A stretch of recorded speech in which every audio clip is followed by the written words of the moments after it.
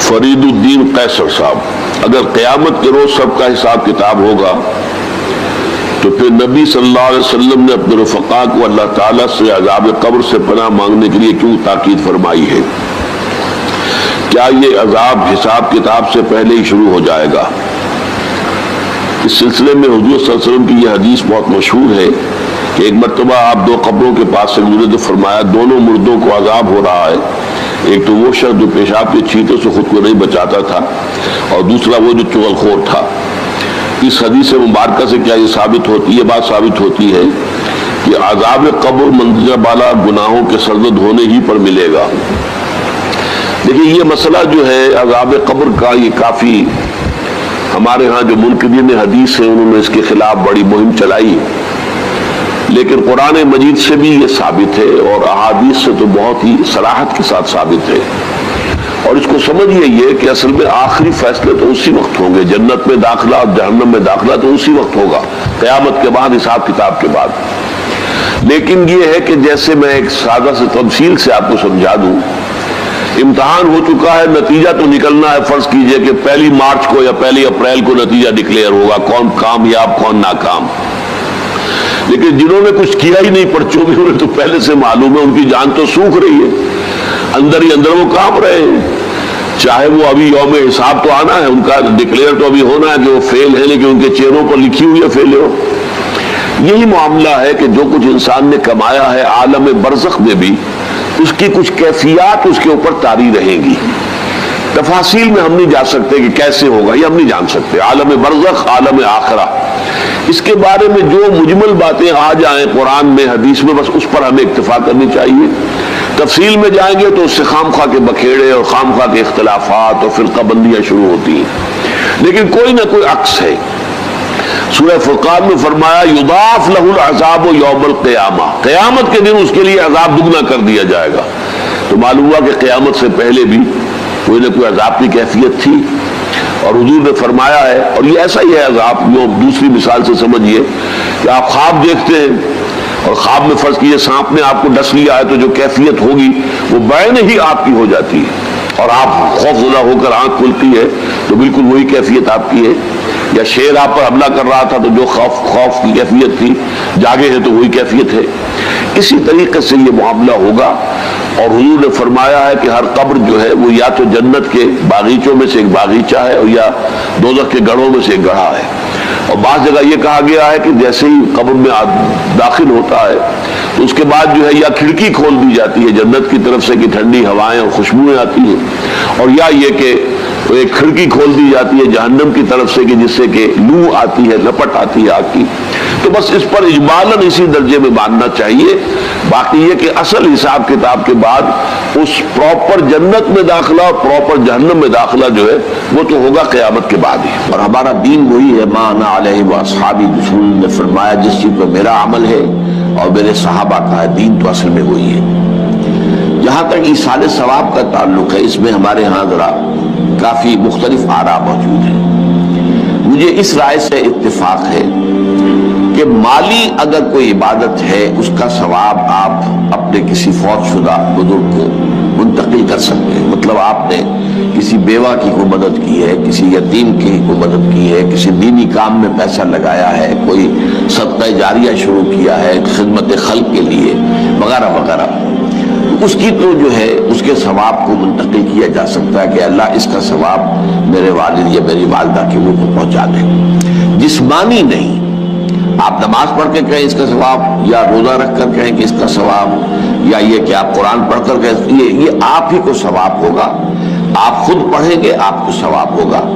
البتہ ایسے تمام افعال کے بعد جب آپ اللہ سے دعا کریں گے، یہ نہیں کہیں گے کہ میرے اس فعل کا ثواب منتقل کر دے، اے اللہ میرے والدین کی مغفرت فرما،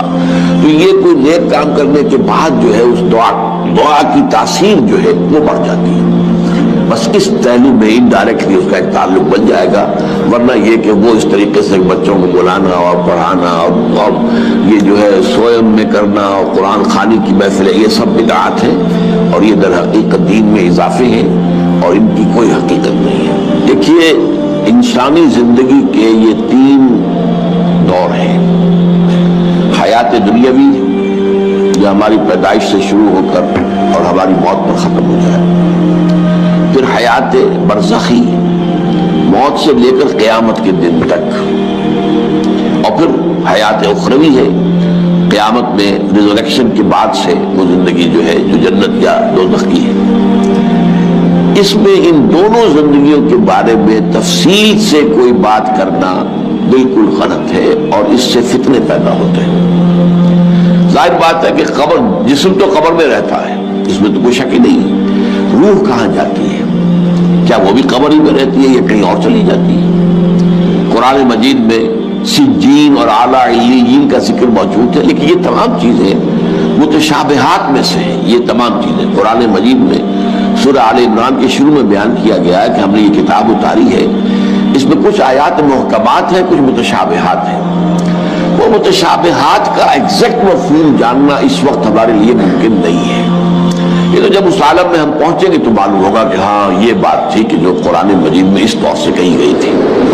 لیکن یہ کہ اس وقت جو ہے جتنا کچھ ہمیں حدیث صحیح میں مل جائے یا قرآن میں مل جائے، اس عالم برزخ میں بھی یہ تو ہوتا ہے کہ جو نیک لوگ ہیں انہیں کچھ نہ کچھ جو ہے اثرات اچھے ان پر پڑتے رہتے ہیں، ان کی ارواح پر کہہ لیجیے، اور کچھ جو برے ہیں ان کے اوپر جو آخری انجام ہونا ہے اس کی کچھ ریفلیکشن ہوتی رہتی ہے، جس کو حدیث میں کہا گیا ہے کہ ہر قبر جو ہے وہ یا تو جنت کے باغیچوں میں سے ایک باغیچہ ہے یا دوزخ کے گڑھوں میں سے ایک گڑھا ہے، یا کہیں کہہ دیا جاتا ہے کہ کھڑکی کھول دی جاتی ہے اس میں، یا جنت کی طرف سے ٹھنڈی ہوائیں آئیں، خوشبوئیں آئیں، اور یا دوزخ کی طرف سے کہ آگ کی لپٹ آئے۔ دوزخ میں داخل ہوں گے قیامت کے بعد ہی،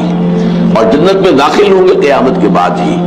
لیکن اس کے کچھ آثار پڑنے شروع ہو جاتے ہیں، وہ جس کو انگریزی میں آپ کہتے ہیں coming events cast their shadows before, بعد میں آنے والے واقعات جو ہیں ان کے کچھ سائے جو ہیں پہلے سے آنے شروع ہو جاتے ہیں۔ تو اسی طرح سمجھیے کہ جو کچھ آخرت میں کسی انسان کے ساتھ ہونا ہے اس کا ایک عکس جو ہے وہ عالم برزخ میں شروع ہو جاتا ہے۔ اسی لیے قرآن مجید میں یہ بھی آیا ہے کہ یہ جو آل فرعون تھے یہ صبح و شام جہنم پر پیش کیے جاتے ہیں۔ اور ایک اور آیت جو میں نے آپ کو سنائی سورہ زمر کی آیت نمبر 53، بعض لوگوں پر کچھ مایوسی طاری ہو جاتی ہے، ہم اتنے عرصے سے گناہ کرتے چلے آ رہے ہیں، کیسے معافی، کیسے ممکن ہے، کیسے چھٹکارا ملے گا؟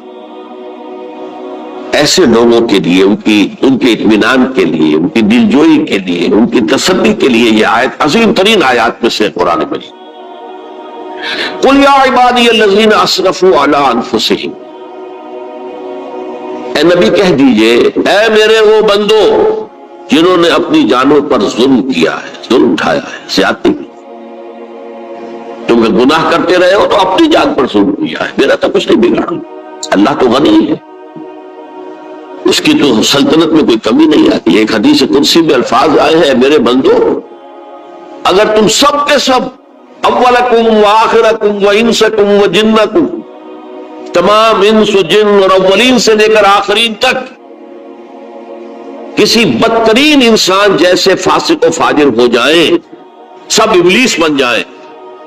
تب بھی میری سلطنت میں کوئی کمی نہیں۔ اور اگر تم سب کے سب اولین و آخرین اور انس اور جن سب مل کر جو متقی ترین انسان ہو سکتا ہے ویسے بن جاؤ، ابو بکر صدیق بن جاؤ، تب بھی میری سلطنت میں کوئی اضافہ نہیں۔